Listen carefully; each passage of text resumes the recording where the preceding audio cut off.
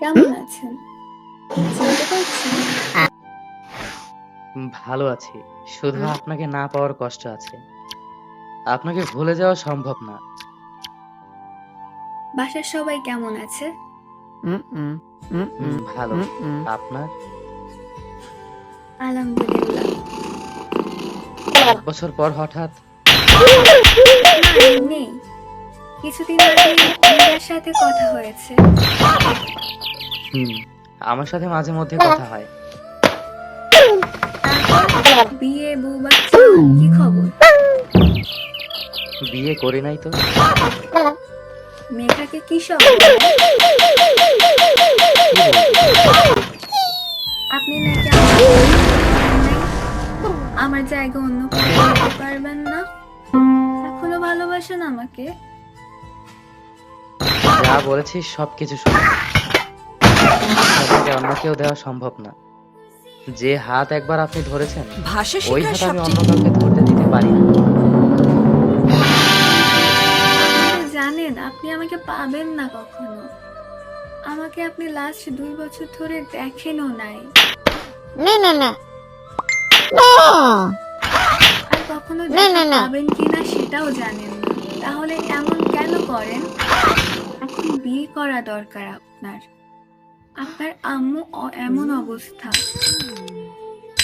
আমি জানি আপনাকে পাবো না, কিন্তু আপনার প্রতি আমার ভালোবাসা ফুরাবে না। সেটার জন্য কি আমি দায়ী? আমি চেষ্টা করেছি জীবনে নতুন কাউকে মেনে নিতে, কিন্তু সম্ভব হয়নি। কিন্তু এভাবে কতদিন? আমার তো বিয়ে হয়ে গেছে, একটা বেবি আছে, তারপরে এমন করেন? তারপরও না, আমি তো আপনাকে আগে থেকে ভালোবাসি। এক সময় আপনি আমাকে ভালোবাসতেন। আজ সময়ের পরিবর্তন হয়েছে, সাথে আপনিও, কিন্তু আমি হতে পারিনি। জানেন, মাঝে মাঝে আপনার জন্য আমার অনেক কষ্ট হয়। আমি একটা পুরুষ মানুষ, বাচ্চাদের মতো কান্না করি আপনার জন্য। আমি বেইমানি করেছি আপনার সাথে, এসব ভেবে ভুলে যান। বললাম তো চেষ্টা করেছি, কিন্তু পারিনি। সেই পুরনো সময়গুলো মনে পড়ে অনেক। না একটা সময় আপনি বলতেন আপনাদের এলাকায় যাওয়ার জন্য, কিন্তু আমি যেতে পারতাম না। আর এখন কত যাই আপনাদের এলাকায়। জানেন, মাঝে মাঝে আপনার জন্য অনেক খারাপ লাগে। আপনার মনে আছে ওই শিমুল গাছের কথা? ওই জায়গাটা এখনো আগের মতোই আছে, কোনো পরিবর্তন হয়নি। কিন্তু আমরা মানুষ কত পরিবর্তন হয়ে গেলাম। আপনাদের বাসার দিকে তাকাই, কিন্তু এখন আর কেউ জানালা দিয়ে উকি দিয়ে আমায় দেখে না। এমন করেও কেউ কাউকে ভালোবাসতে পারে?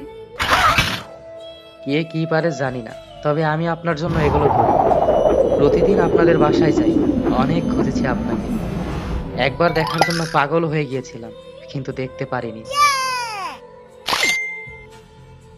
ভুলিনি আমি এই দিনগুলো। মনে আছে আপনার? আমি একটা জায়গাতে বসে আপনার জন্য অপেক্ষা করছিলাম। হুম, আছে। আপনি চলে যাওয়ার পর 2 বছর আমি ঠিক সেই জায়গায় আমাদের পুরনো দিনগুলোর কথা মনে করি। আমি জানি আপনি আসবেন না কখনো, তবুও আমি বসে থাকি আমার মনকে শান্ত করার জন্য। কিন্তু আমি আসবো না, জানেন, তবুও এমন করেন। নিজেকে খুব অপরাধী মনে হচ্ছে। কারো জীবনের আলো আমি নিভিয়ে দিয়েছি। আপনি আমাকে এত ভালোবাসেন, কেন তখন প্রকাশ করলেন না?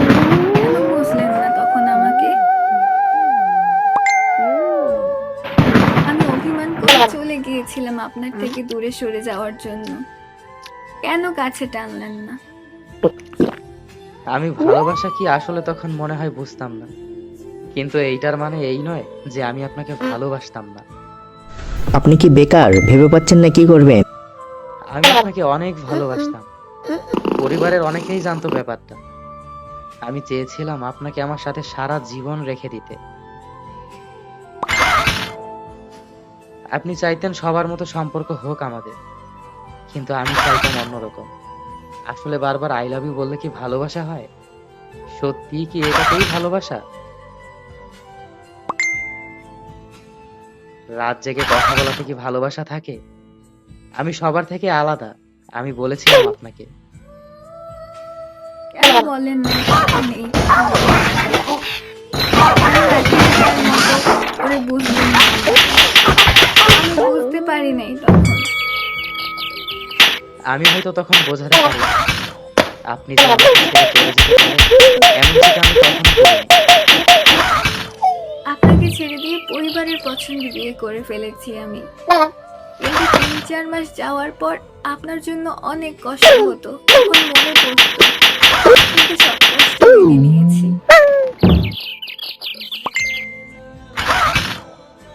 আমি যে কারণে ছেড়ে গিয়েছিলাম ওই কারণটা যে সত্যিই মিথ্যা ছিল। আমি ওই দিন মেঘার সাথে কথা বলার পর বুঝতে পারি। মেঘাও বলেছে যে আপনি আফরিনকে ভালোবাসতেন না, আপনি আমাকে ভালোবাসতেন। এখন বিশ্বাস হলো তো আপনার যে আমি কাউকে ভালোবাসতাম না? এখন বুঝতে পারলেন তো আমাকে? আমি বলেছিলাম আরফিনকে আমি ভালোবাসি না, পছন্দও করি না।